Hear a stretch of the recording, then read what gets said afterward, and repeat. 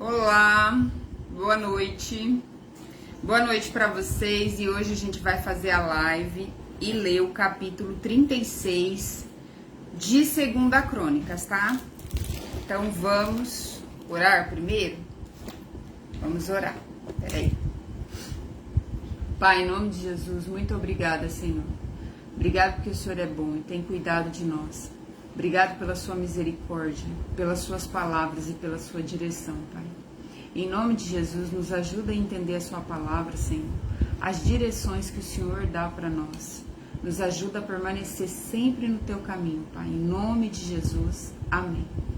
Gente, a gente vai ler o capítulo 36 de 2 Crônicas e é o final, tá? Depois vem Esdras. Fala assim: o povo de Judá escolheu Joacás. Não, tá os dois aqui querendo fazer graça. De jeito nenhum. O povo de Judá escolheu Joacás, filho de Josias. Então Josias sai do trono. Ao invés de ser escolhido o mais velho, é escolhido o mais novo, tá? O povo de Judá escolheu Joacás, filho de Josias, e colocou como rei em seu lugar, em lugar de seu pai, né? Em lugar do seu pai. Joacás tinha 23 anos de idade quando se tornou o rei de Judá. Ele governou 3 meses em Jerusalém. Joacás foi tirado do trono pelo rei Neco, do Egito, o qual também obrigou o povo de Judá a pagar 3.400 quilos de prata e 34 quilos de ouro. Davi, você arrumou a sala, Davi? Sim. Então tá bom. Neco pôs Eliaquim, irmão de Joacás, como rei de Judá e de Jerusalém, e mudou o nome dele para Jeoaquim. Joacás foi levado por Neco para o Egito. Então, na verdade, quem mandava era o rei do Egito, o Neco, porque ele já tinha vencido o pai deles, Josias, tá? E esse aqui tá como irmão, mas na verdade tem parte que fala como tio, tá? O irmão dele, o Eliaquim, tem partes que vai falar como tio. E na verdade, assim, o Jeoaquim, né? Jeoaquim, que é o Eliaquim, vai ser como se fosse uma manobra do rei Neco, sabe? Vai ser um bobo da corte. Eu vou te colocar lá, você vai fazer o que eu disser, você vai dar as ordens que eu disser e eu levo cativo seu irmão, que seria, ou sobrinho, né?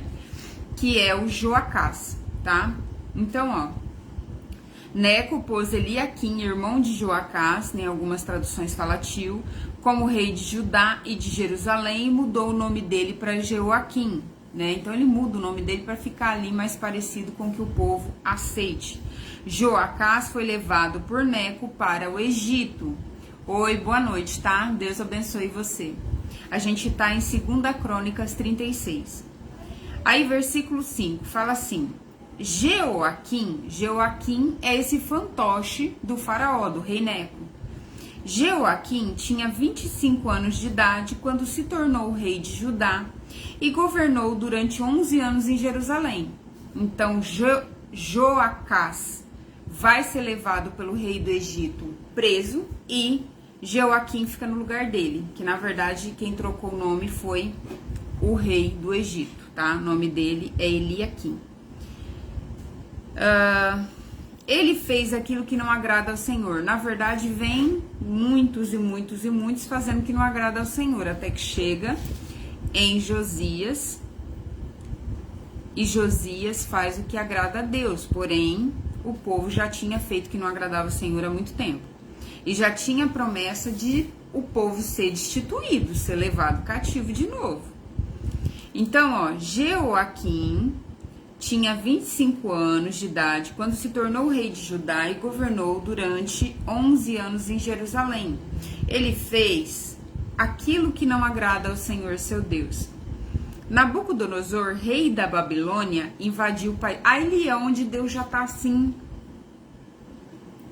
Imagina, Deus falou, mandou profeta, avisou, e disse, foi daqui, foi dali, teve misericórdia de um, teve misericórdia de outro, teve misericórdia do povo, teve misericórdia porque lá é a casa dele, a morada dele, que tem o templo, né? Apesar de que, enfim, Deus não habita em paredes, mas ali ele podia repousar a presença para o povo adorar. Então ele tá tendo misericórdia, ó, muito tempo. Versículo 7. Nabucodonosor,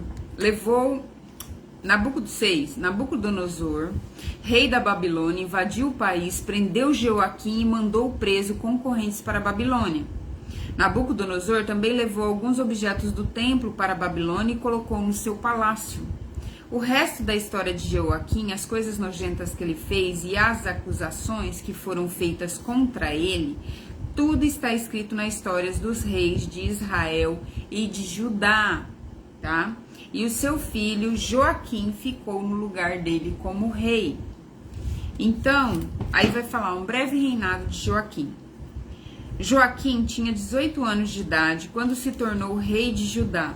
Ele governou 3 meses e 10. Você vê que vai ficando pequeno, né? O espaço de tempo entre esses reis. Ele governou 3 meses e 10 dias em Jerusalém. Oi, boa noite, Deus te abençoe, tá? Em nome de Jesus. Ana, desce daí.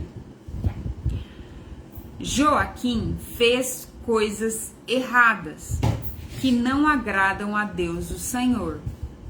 Na primavera daquele ano, o rei Nabucodonosor mandou prendê-lo e levá-lo como prisioneiro para a Babilônia. Então, ele já tinha mandado prender um, agora ele manda prender outro. Levando também os objetos mais valiosos que havia no templo. Primeiro ele saqueou o palácio, agora ele saqueia o templo. Os objetos mais valiosos que havia no templo, e Nabucodonosor coloca um fantoche. Agora não é o rei Neco. O rei Neco tinha colocado um, Nabucodonosor levou, agora o Nabucodonosor põe outro. E Nabucodonosor colocou Zedequias, tio de Joaquim, como rei de Judá e de Jerusalém. É fantoche, é uma nação de trás comandando e colocando um. Então a nação lá do faraó comandou, colocou Eliaquim e trocou o nome dele. Aí o Nabucodonosor foi lá, prendeu e vai colocar outro fantoche.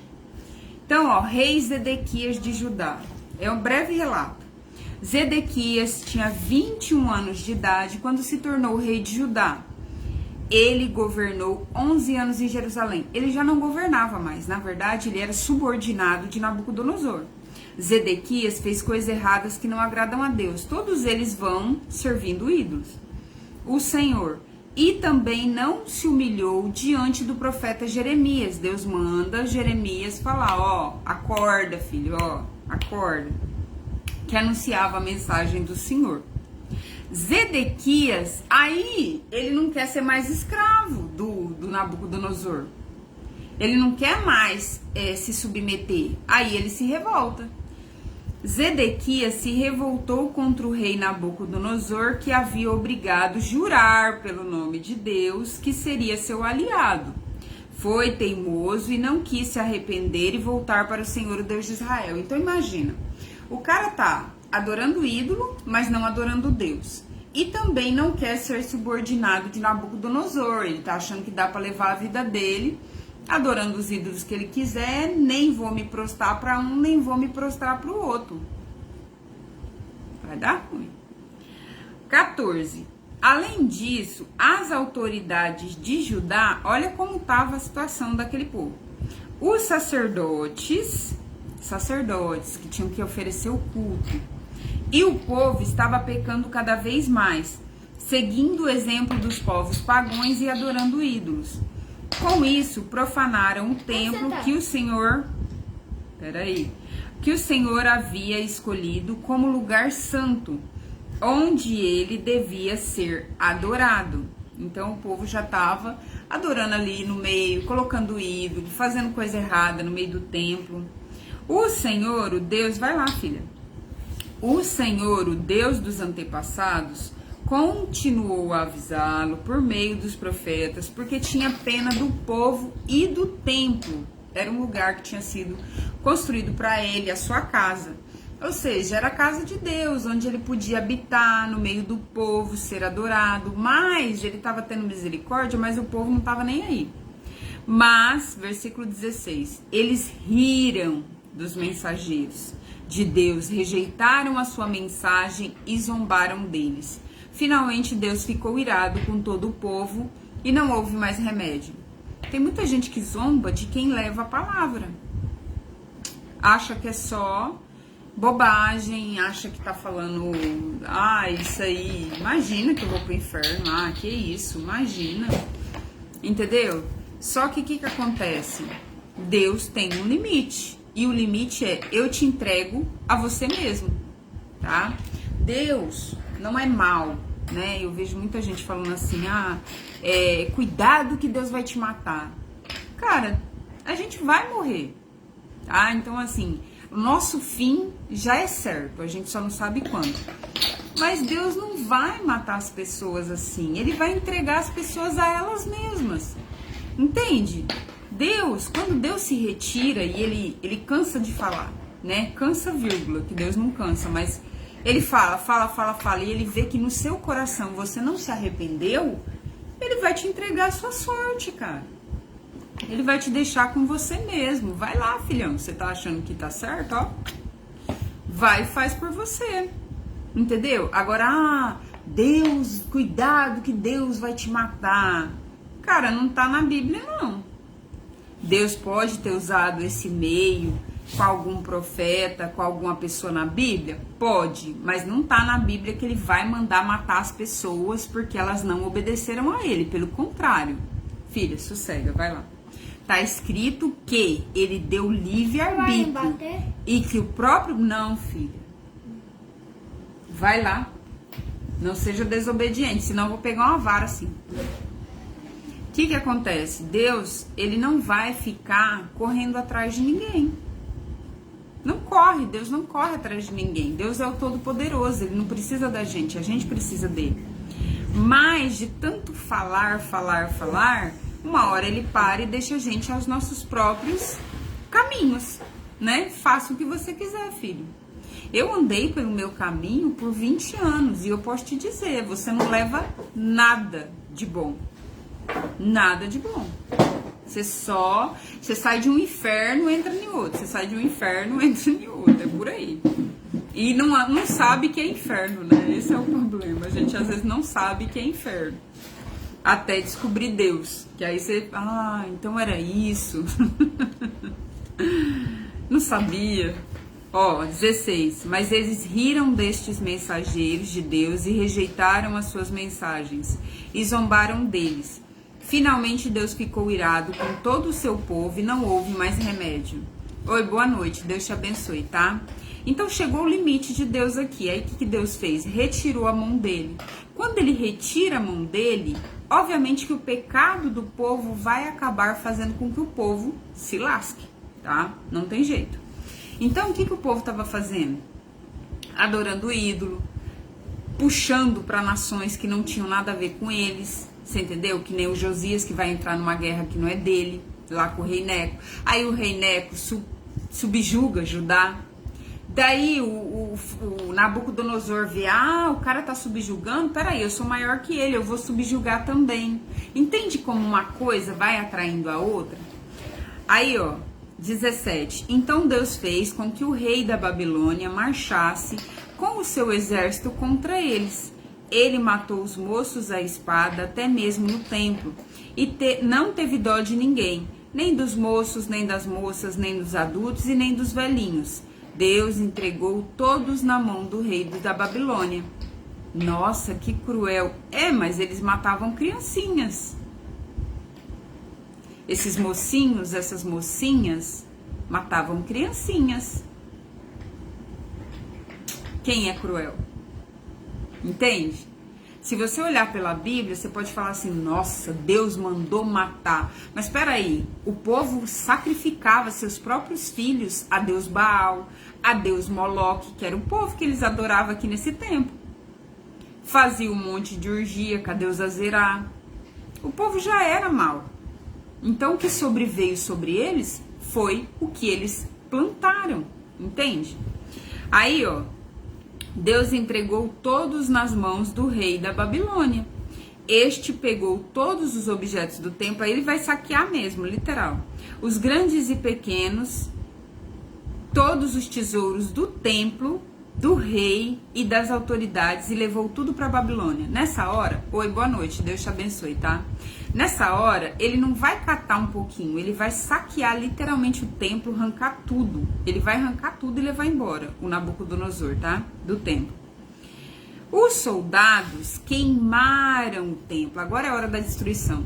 Aí o Nabucodonosor derruba o templo, derrubaram as muralhas de Jerusalém, queimaram todos os palácios e destruíram todos os objetos de valor. Ou seja, colocou a ruína em Jerusalém. Destruiu Jerusalém. Nabucodonosor destruiu a cidade deles, levou eles cativos. Imagina você que saiu do crack, saiu das drogas, voltar a ser um viciado e escravo das drogas. Imagina você que não ouviu conselhos, que tem uma família linda, de repente você resolve ter um amante ou uma amante e perde sua família. Imagina você que lutou por anos para conquistar uma casa, um carro, e vem alguém e de repente, ó, leva embora, saqueia teu carro, rouba. Pior, mata alguém da tua família, faz um desastre. É isso que está acontecendo com esse povo. O povo não escutou Deus, não escutou, a ponto de que os pecados deles, lembrando que eles matavam criancinhas, os próprios filhos, tá vindo sobre eles. A plantação de grama chegou. Demorou, hein? Demorou. Mas chegou, porque todo pecado vem acompanhado da sua grama, que provavelmente nós iremos pastar se plantamos. Ninguém planta grama e vai colher laranjas. Não dá. Aí, ó, os soldados queimaram o templo, derrubaram as muralhas de Jerusalém, queimaram todos os palácios e destruíram todos os objetos de valor. Moradores de Jerusalém que não foram mortos foram levados como prisioneiro para a Babilônia, onde se tornaram escravos do rei e seus descendentes, até o reino da Pérsia começou a dominar. Então, ali a Pérsia vem e domina o Nabucodonosor, tá? E ali a cidade da Babilônia. Lembrando que, aí ó, assim se cumpriu o que o Senhor Deus tinha dito pelo profeta Jeremias: o país ficará em ruínas. 70 anos a terra de Jerusalém descansou sem ninguém. Lá, jogada, abandonada, destruída, mas o terreno, o povo, a região descansou. 70 anos e o povo lá cativo na Babilônia. Até que se cumpriu o que o Senhor tinha dito pelo profeta Jeremias: o país ficará em ruínas 70 anos, e durante todo esse tempo a terra vai guardar seus sábados e descansar. Né? A terra estava lá, sossegada, descansando, e o povo estava se lascando na Babilônia, sendo cativo. Então, o que a gente tem que tomar cuidado? Os pecados, eles nos faz ficar cativo. São prisões que a gente não vê. Por exemplo, eu estou me livrando de um ídolo que é a compulsão alimentar, o pecado da gula. Eu estou me livrando dele. Porém, o meu pecado pode não ser o seu pecado. O seu pecado pode ser pornografia, seu pecado pode ser a fofoca, seu pecado pode ser inveja, cobiça, né? Seu pecado pode ser, fumar faz mal, né? Beber demais, a embriaguez, fala que não deve, esquece, né? Tem aqueles lapsos de memória e faz um monte de porcaria. Não sei qual é o seu pecado. Mas todo mundo tem um processo de sair dos pecados. Deus entende quando você é um bebê, ou seja, você acabou de aceitar Jesus, você está entrando num processo de largar aquele pecado, de sair disso. Oi, boa noite, Deus abençoe, tá? Em nome de Jesus. Deus tem paciência, muita paciência com quem está saindo do pecado, com quem está tentando se limpar, com quem está no processo. Deus não vai chegar porque você está no processo, por exemplo, Vamos supor que você ainda tem muita lascívia. O que é lascívia? É a sensualidade, é querer se mostrar, é aquele olho, né? Que, tudo pode.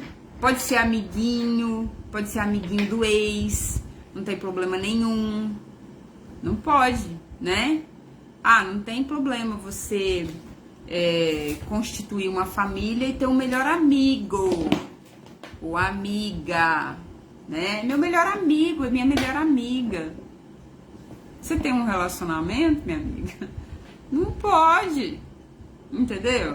Não pode, vai dar briga, vai dar ruim, vai dar ciúmes, vai dar intriga, entende? Mas ali naquela lascívia, naquela luxúria que você ainda tem, você acha que é normal, você não vê nada errado, você fala, não, normal, no mundo é assim, a gente pode ser amigo de todo mundo, a gente pode continuar essa amizade junto, né? Um homem ou uma mulher que tem um outro amigo ou outra amiga e tem um parceiro, e o parceiro, obviamente, que tem ciúmes, que tem, não aquele ciúme doentio, mas, né, você tem comportamentos, às vezes, até de namorado, você abraça, você beija, você passa horas, você fica no seu quarto com essa pessoa, entende? Opa, oi? Que amizade é essa? Melhor amiga? Você tendo um relacionamento com o cara tem uma melhor amiga. Sério? Claro que não, né? Melhor amiga é a esposa, é a namorada. Melhor amigo é o seu marido, né? Entende? Então essas coisas que a gente não vê, a gente não percebe, que é luxúria, que é lascívia, que a Bíblia fala, que é essa sensualidade, essa malícia disfarçada, uma brincadeirinha, aquelas piadinhas, sabe aquelas piadinhas com conotação sexual que você e seus amigos, homem, uma mulher com homem, um homem com a mulher faz? E o seu parceiro às vezes está até ali escutando aquelas piadinhas de conotação sexual. Aquilo destrói o relacionamento. Aquilo é lascívia pura, é luxúria, aquilo é violência contra a própria pessoa que está do seu lado, que é obrigada a entubar aquela humilhação. Mas a gente não percebe, a gente acha que é tudo normal, não é o mundo é normal, não é, entende? Então, às vezes o pecado, ele tá muito entranhado na gente, ele tá muito disfarçado. E a gente não percebe que a gente tem que se livrar exatamente dessas coisas que vai minar a nossa vida, vai minar o nosso relacionamento. Às vezes o cara ou a mulher vai cansar e vai meter o pé na tua bunda. Porque, se ela vai pro quarto com o amigo, que mais que ela faz no quarto? Se ele vai pro quarto com a amiga dele, que mais que eles fazem nesse quarto? Já parou pra pensar?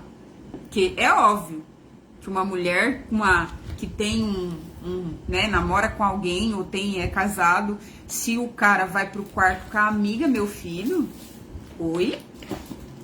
Ele vai fazer o que lá? E quando você não tá? Entende?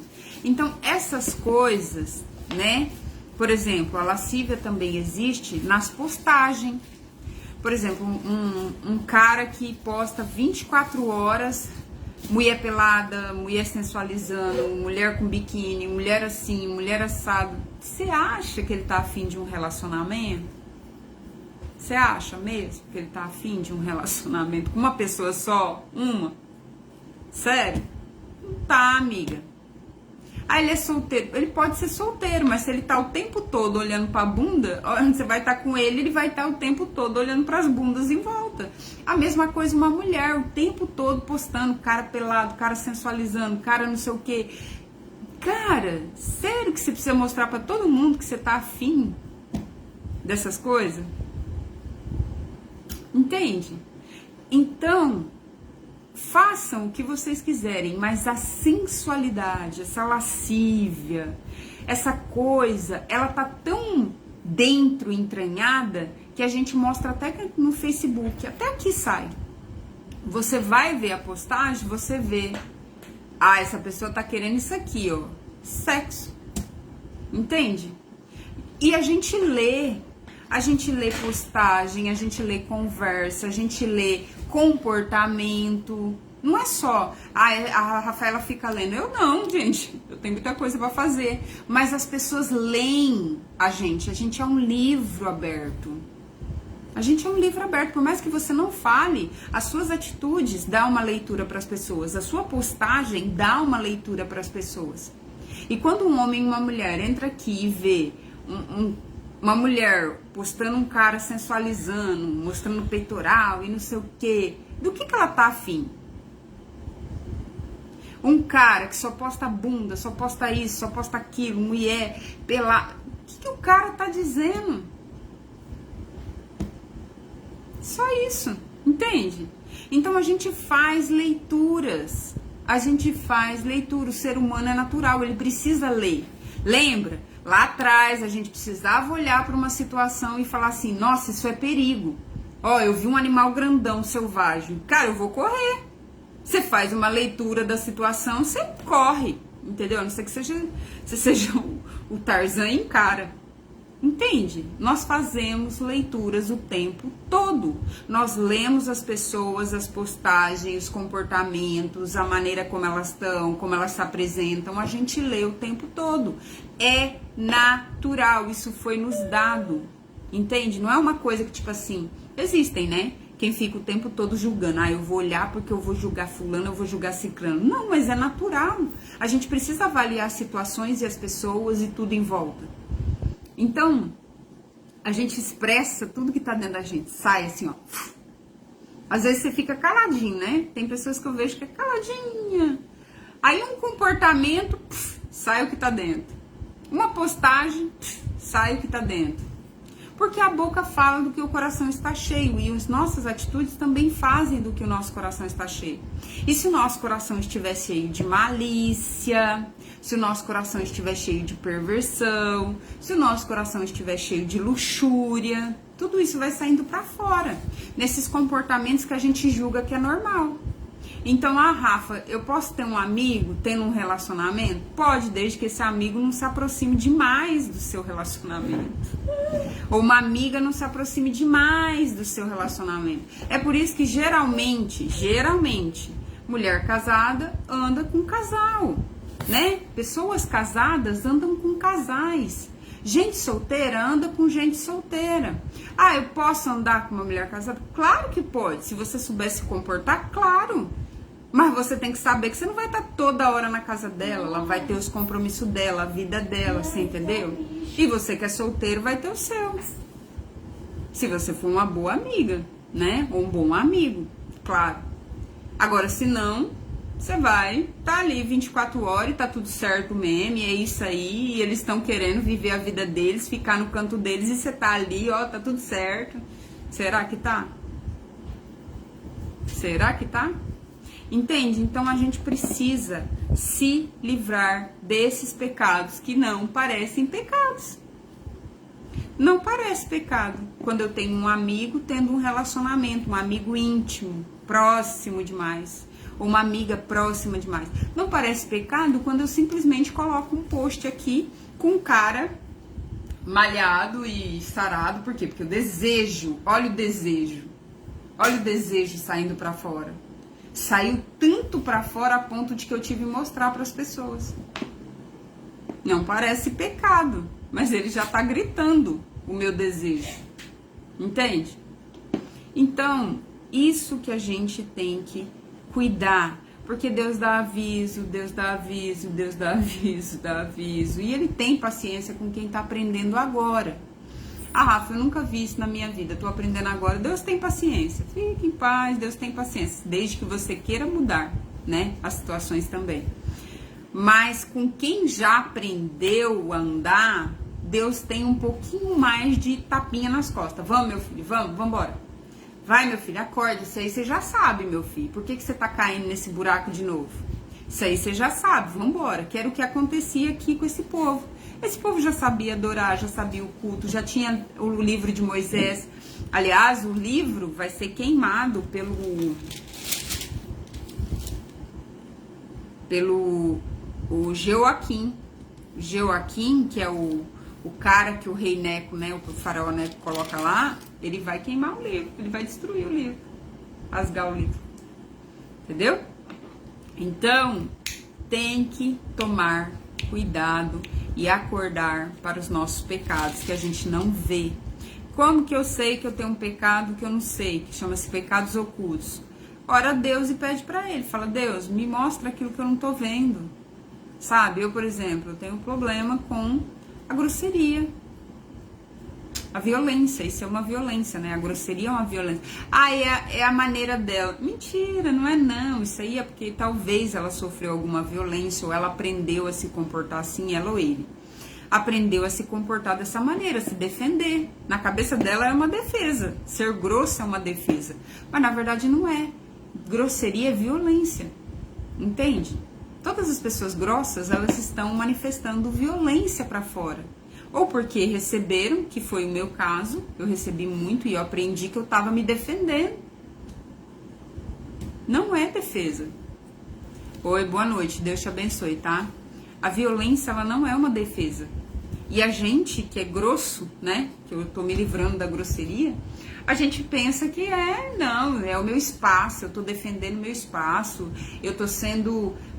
eu tô ponhando limite. Existe limite de você falar com firmeza. Agora, você não precisa ser grosso para isso. E eu sei a diferença, mas muitas vezes eu fui grossa, porque eu ponhava a violência para fora. Então, toda grosseria é violência, tá? A gente pode ser firme, a gente pode falar o que precisa ser falado sem agressividade, tá? Então, eu fui aprender isso também um tempo depois, quando eu fui no Metanoia, que eu fui aprender que eu tinha muita violência, que Deus foi me mostrar, me revelar, que eu tava colocando pra fora a violência que eu tinha sofrido. Então, assim, eu também tô num processo de me livrar disso.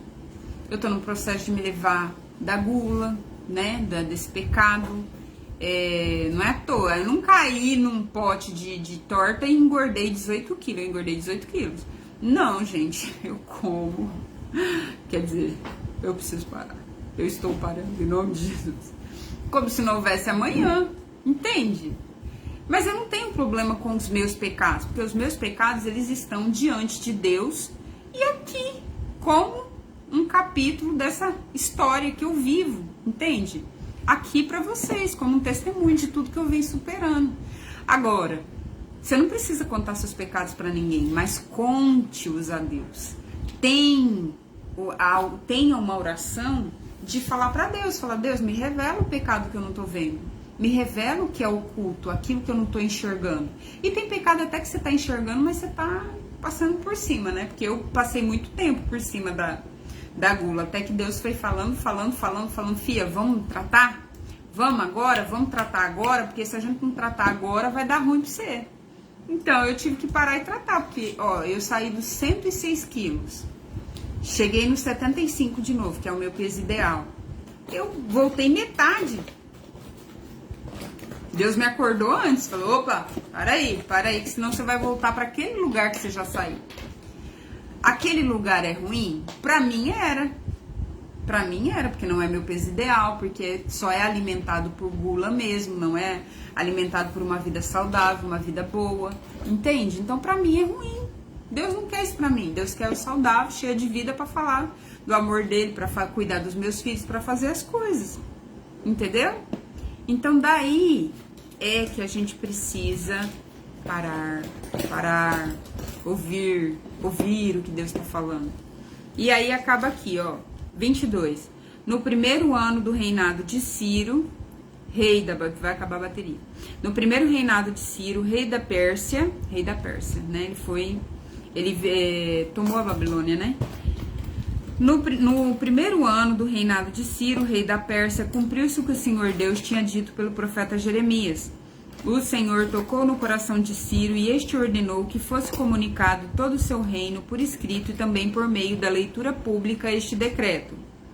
Eu, Ciro, rei da Pérsia, declaro o seguinte: o Senhor, o Deus do céu, me fez governador do mundo inteiro e me encarregou de construir para ele um templo em Jerusalém, na região de Judá, que vai ser agora feito também a reconstrução dos muros de Jerusalém por Esdras, eu creio que Esdras e Neemias, né?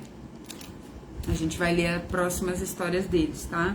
Então, ó, no primeiro ano do reinado de Ciro, rei da Pérsia, cumpriu-se o que o Senhor Deus tinha dito por meio do profeta Jeremias. O Senhor tocou no coração de Ciro e este ordenou que fosse um comunicado em todo o seu reino por escrito e também por meio da leitura pública este decreto. Eu, Ciro, rei da Pérsia, declaro o seguinte: o Senhor, o Deus do céu, me fez governador do mundo inteiro e me encarregou de construir para ele um templo em Jerusalém. Ele vai reconstruir o templo. Eu ordeno que todos vocês que são o seu povo vão para Jerusalém, liberta o povo. E eu peço a Deus que esteja com vocês. Mas são 70 anos. 70 anos em escravidão. Eu vivi 20.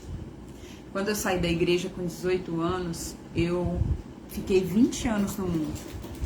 Eu casei, amiguei, eu tive filhos, eu vivi, eu saí, eu fiz tudo que eu queria fazer, sim. Mas eu regacei, plantei grama pra caramba, entende? Então esse é o problema.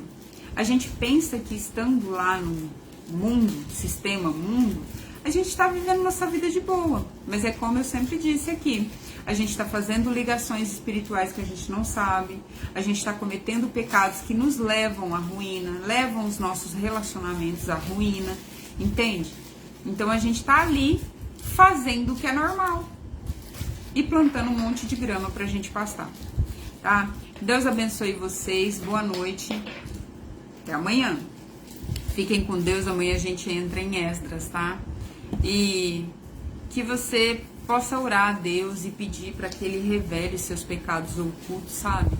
Aquilo que você não enxerga, aquilo que talvez tenha te levado a tomar um monte de atitude errada na sua vida, a fazer um monte de coisa que tá dando ruim já. Às vezes tá até dando ruim para ti. Seja na saúde, seja no relacionamento com o cônjuge, seja com os teus filhos.